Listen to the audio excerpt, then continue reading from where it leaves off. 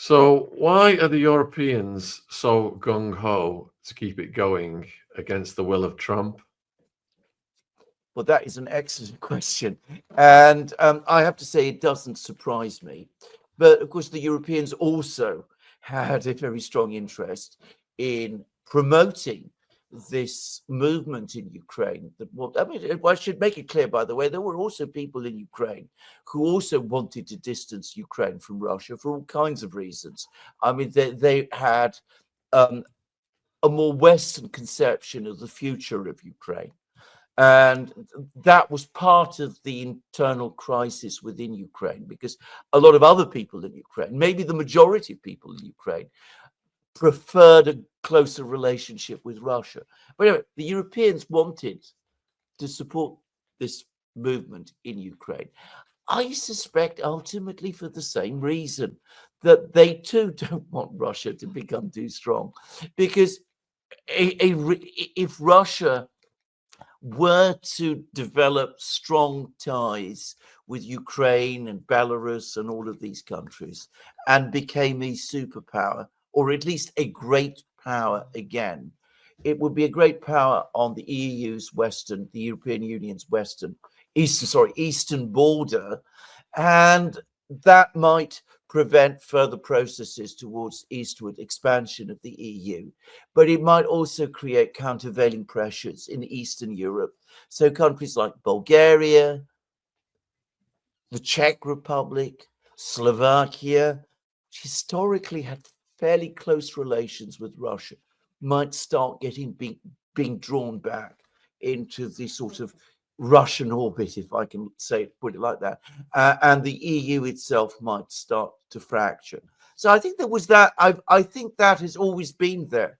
It was unnecessary concern, in my opinion, because I don't think the Russians have ever wanted to break up the EU or anything like that. In fact, I can remember a time, 15 years ago, when Russia wanted to join the EU. But that, of course, was never acceptable because it was too big. All right, viewers, I'm here with Alexander from the DURAN, and his links are in the description box, and I will put them in the live chat. Please subscribe. He's doing really important work. And if you've got any questions, put them in the chat. One of the themes that I was going to ask you about, and someone is asking about it in the chat, is the $250 billion in assets frozen, the Russian assets, and kind of like the financial incentives here. We had Alex Craner on, and he was talking about the minerals. And I remember when, Cheney and Halliburton were in Iraq, and if a soldier picked up a banana in the canteen, the taxpayers were billed like $50 for a banana. Who are the vested interests profiting from Ukraine and all this frozen money, the $250 billion in Russian?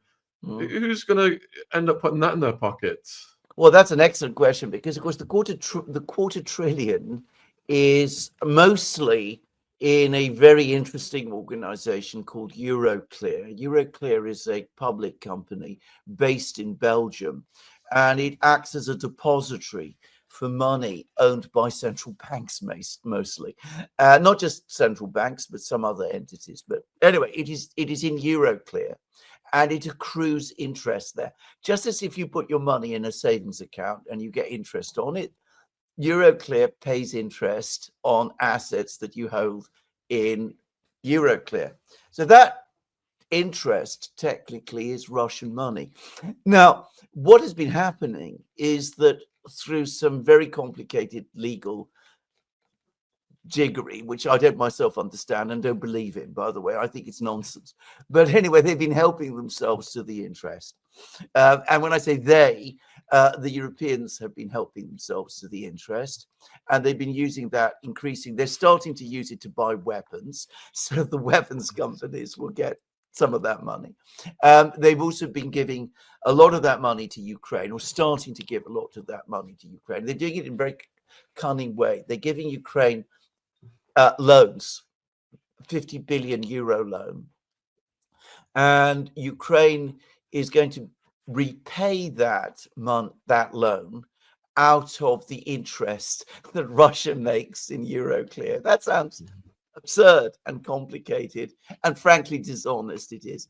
But anyway, that's the idea. So Ukraine in theory benefits, but of course any money that goes to Ukraine goes straight out again, because Ukraine has to buy things in the West, and that goes back to the West, and buys things. It buys all kinds of equipment. It buys weapons. It buys all sorts of things. And of course, Ukraine is the most corrupt country in Europe, so some of that money goes straight into bank accounts in the Caribbean, the Isle of Man, no doubt, and all of those places. And of course, the people who run those banks, ultimately they do quite well out of it, as well as the lawyers and the accountants and all of those people.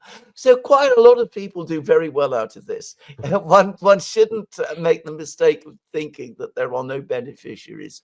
There are lots of beneficiaries, and all sorts of lawyers have already been instructed to explain how this can be done in a legal way, which you can't, by the way. I can tell you that now. But you can always find lawyers who will tell you that you can do something which is fundamentally dishonest, and you can find ways legally to do it. And of course, there have been law firms that have done that, and they've done very well from this too. So a lot of people have done very well out of that, and it's, for the moment, the golden goose, the goose that continues to lay the golden eggs.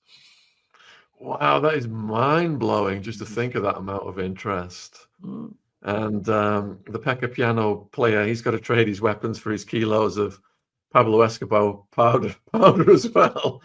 So you expressed concern, Alexander, when Keir Starmer was over there slobbering all over Biden, trying to get him to fire the long-range missiles into Russia. And then, just before there was the transfer, the Biden administration went and did it anyway. And then I think in recent weeks, there came out there were some scenarios that were run by American intelligence whereby they had a 50% risk of escalation leading to nuclear war. Why do you think they would take it to the brink like that? Well, this is an excellent question, and I think it's a question we should all be asking. I mean, those of us who have time to meet our MPs, I don't, by the way, but those of us who do, should be asking our MPs about this.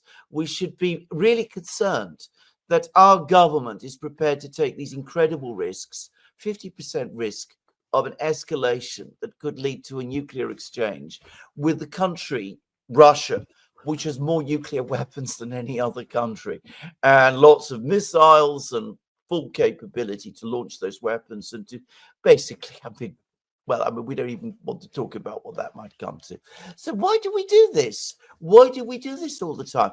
Well, at some point, we, and I say we, the British government, and I don't just mean Starmer, but the entire British governing government system, Conservative, Labour, people in the Ministry of Defence, all of those, they became committed to this war.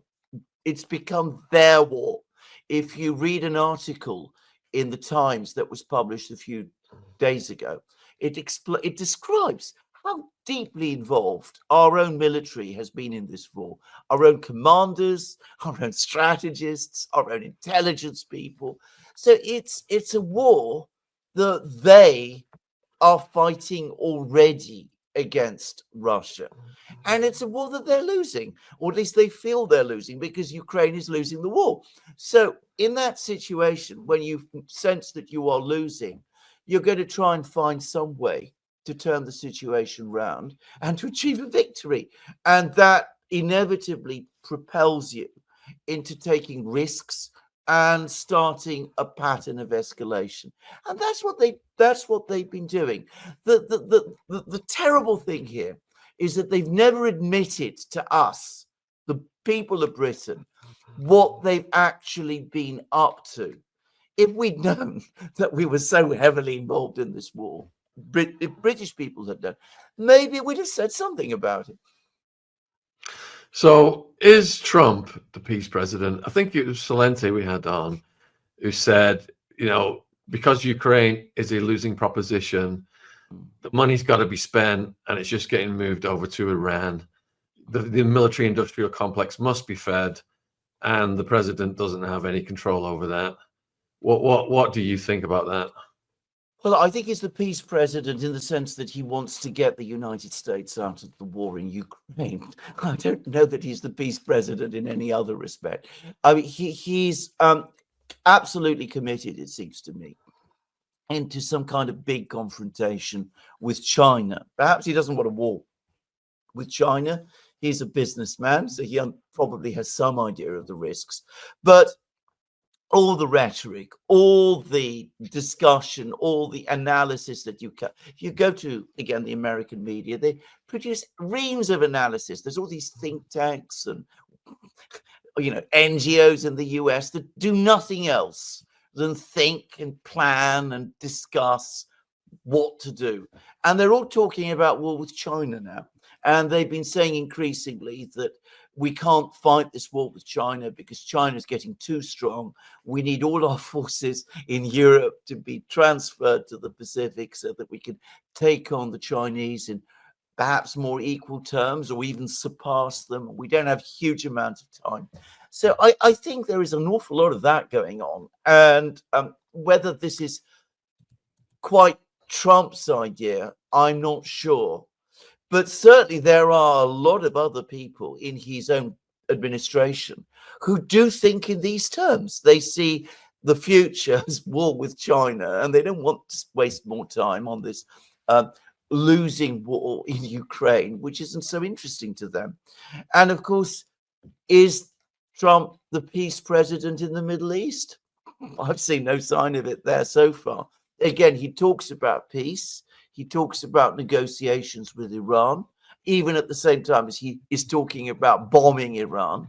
And, well, in Gaza, well, it just goes from bad to worse every day, as far as I can see.